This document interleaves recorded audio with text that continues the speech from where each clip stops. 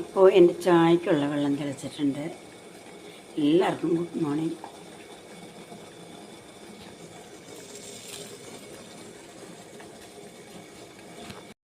അപ്പോൾ ഞാൻ പോകുമ്പോൾ കട്ടൻ ചായയാണ് കൊണ്ടുപോകുന്നത്.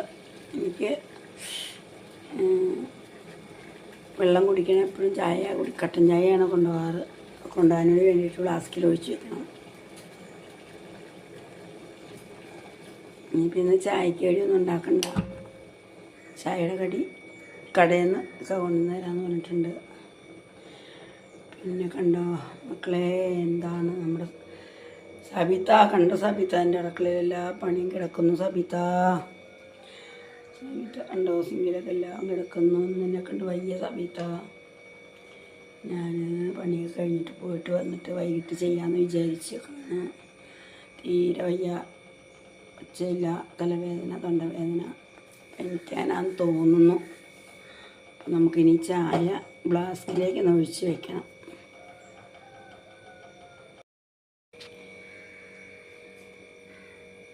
ജീവിതം ഒരു നാടകം, ജീവിതം ഒരു നാടകം.